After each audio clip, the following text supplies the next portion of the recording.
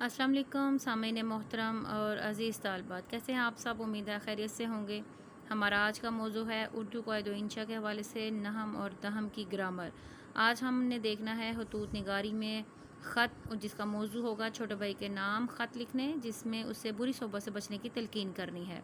सबसे पहले तो आप अगर चैनल पर नए हैं तो चैनल सब्सक्राइब कीजिए, बेल आइकन ज़रूर दबाइए ताकि आपको हर वीडियो बर वक्त मैसर आ सके। इससे पहले मैं ख़त लिखने का बाकायदा एक पैटर्न जो बोर्ड के तरीके के मुताबिक है वो बता चुकी हूँ। बोर्ड उसमें आपके नंबर्स हैं, हर हिस्से के अलग-अलग से नंबर होते हैं, जिनको के बाकायदा और अच्छे तरीके से बिल्कुल परफेक्टली लिखा जाए तो यकीनन कोई वजह नहीं कि बोर्ड में आपके पूरे नंबर ना आए। तो बोर्ड में पूरे नंबर लेने के लिए ज़रूरी है कि आप ख़त का पैटर्न भी देखें। मैं डिस्क्रिप्शन में उसका लिंक दे दूँगी।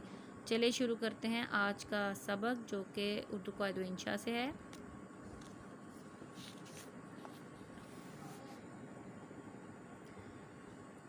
ये देखिए जी, छोटे भाई के नाम, और यहाँ पे इन्होंने उन्वान नहीं दिया हुआ, लेकिन आप नीचे यहाँ पे ब्रैकेट में लिखेंगे छोटे भाई के नाम ख़त भी लिखेंगे आप लोग, और यहाँ पे आप फिर ब्रैकेट डालेंगे और वहाँ पे लिख देंगे बुरी सोहबत से बचने की तलकीन। ठीक है, मौजू ज़रूरी है, वो आपने ज़रूर लिखना होता है। उसके बाद आइए अब निचली लाइन पे आप ये देखें कि यहाँ पे एड्रेस लिखा हुआ है, जो मैंने काट दिया कि ये एड्रेस नहीं लिखा जाता, बल्कि आप कहीं के भी रहने वाले हैं, आपने हमेशा बोर्ड पैटर्न को मद्देनज़र रखना है, जिसमें कि ये आपको पता हो कि हमने अपना एड्रेस नहीं देना होता, नाम पता भी शो नहीं करना होता। तो आप यहाँ पे लिख दें इम्तिहानी मरकज़। ठीक है, इम्तिहानी मरकज़ भी लिखा जाता है और आज कमरा इम्तिहान भी लिखा जाता है। दोनों में से कोई एक चीज़ चल जाए तो ठीक हो जाएगा आपका, लेकिन लिखनी एक चीज़ है, या ये लिखें या ये, दोनों नहीं लिखनी। इसके बाद नीचे आ जाइए, यहाँ पे आप लोग लिखेंगे तारीख़। तारीख़ में मैं आपको बता दूँ वाज़े तौर पर कि यहाँ पे आप लोगों ने तारीख़ नहीं लिखना, मुअर्रखान नहीं लिखना, क्योंकि वो लिखने की ना ज़रूरत है और ना ही आप लोगों को उसके लिखने की ज़रूरत नहीं होती है, वो क्योंकि बच्चे लिखने में गलतियाँ करते हैं, तो नंबर कटने से बेहतर है कि आप लोग लिखें ही ना, और बिल्कुल भी ज़रूरत भी नहीं है। अब देखें यहाँ पे जो आप जिस तारीख़ को लिखेंगे ख़त, आप वही तारीख़ डालेंगे यहाँ पे, और ये जो डैश सी है ना, ये ज़रूरी नहीं है, ये आप मत डालें तो भी चलेगा, बल्कि डालनी नहीं चाहिए। उसके बाद यहाँ पे आप 2020 लिखेंगे, और ये जो चीज़ है ईस्वी का निशान, जिसको हमज़ा आप लोग समझते हैं, ये दरअसल ईस्वी के तौर पर इस्तेमाल होता है, तो इसे आपने ज़रूर लिखना है। ये ना हो कि कोई खड़ूस एग्ज़ामिनर हो और आपकी ये चीज़ ना देखे तो वो आपके नंबर काट ले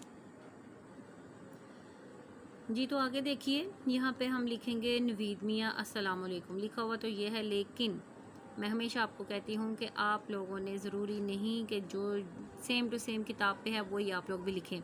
आप नवीद मियाँ बहुत पुराना सा एक लगता है ये टाइटल, छोटे भाइयों को उमूमन आजकल यूँ नहीं बुलाया जाता।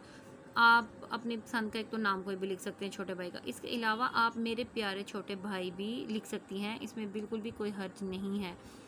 तो यहाँ प्यारे अरसल लिख लें, ठीक है, ये आप लिख सकती हैं। मियाँ का लफ्ज़ भी ज़रूरी नहीं, तो प्यारे अरसल मियाँ, मेरे प्यारे छोटे भाई, कुछ भी आप लिख दें, लेकिन यूँ मुखातिब करना है उसको कि पता चले कि आप अपने छोटे भाई से मुखातिब हैं।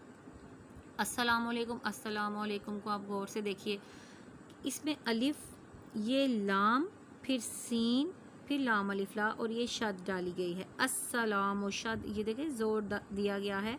बाज़ बच्चियाँ क्या लिखती हैं कि इधर लाम नहीं डालती, तो वो अलिफ सीन लाम कर देती हैं, जो कि गलत हो जाता है। इस्लाम वालेकुम हो जाता है ऐसे, ठीक है, ये करेंगी तो ये गलत हो जाएगा।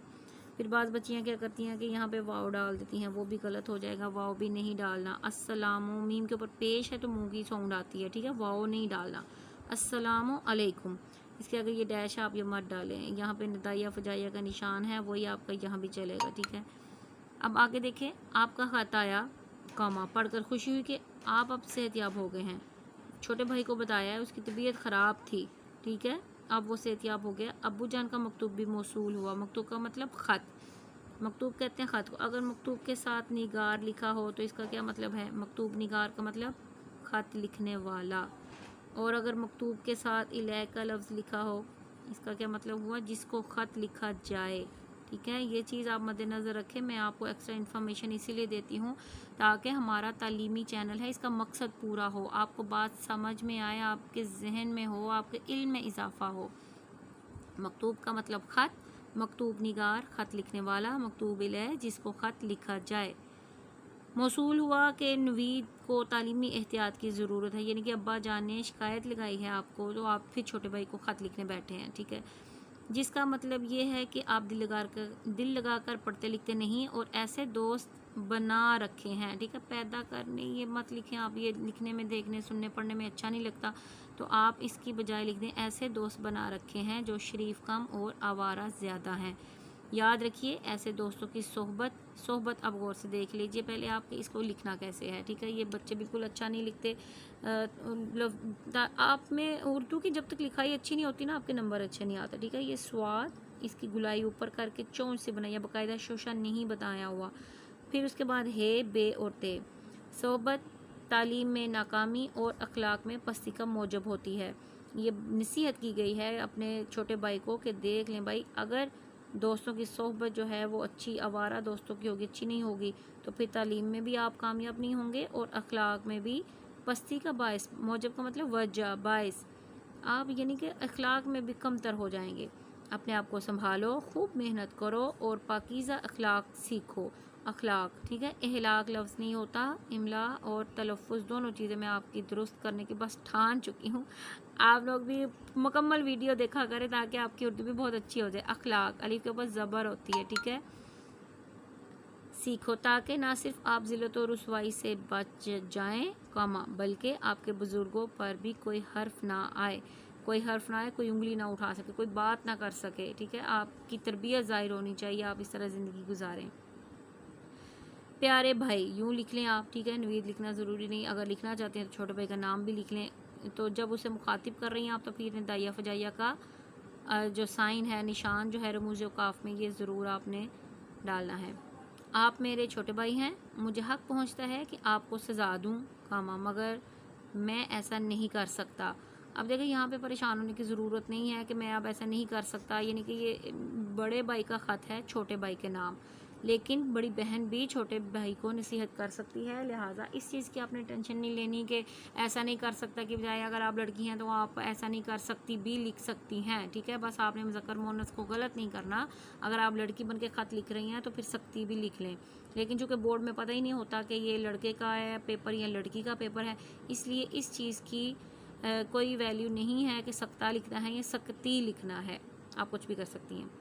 बेहतर है कि अब ऐसे दोस्तों को सलाम करो, सलाम अलैकुम, अल्लाह हाफिज़, यानी कि बाय बाय, अब आपका मेरी ज़िंदगी से रोल ख़त्म हो गया है, मैं आप लोग के साथ मज़ीद वक्त नहीं गुजारा करूँगा, अल्लाह हाफिज़ कह देना। और पढ़ने लिखने में पूरी तवज्जो सर्फ करो, इस्तेमाल करो, जो वक्त है उसे पढ़ने लिखने में इस्तेमाल करो। इम्तिहान सर पर है, ना पढ़ोगे, मेहनत नहीं करोगे तो फेल होकर नाक कटवाओगे, नाक कटवाना इज़्ज़त गंवाना। ख़ानदान के नाम पर हर्फ आएगा, हर्फ इसका पहले मैं बता चुकी हूँ।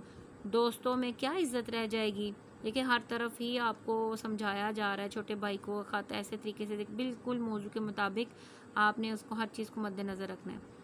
माँ बाप को कितनी कोफ्त होगी, देख लें। अब माँ बाप भी बेचारे, वो भी मुश्किल और मुसीबत में मुब्तला होंगे कि भाई हमारे बेटे ने अच्छा नहीं पढ़ा, नाकाम हो गया, ख़ानदान में भी शर्मिंदगी और रुसवाई। मुझे उम्मीद है कि आइंदा ऐसी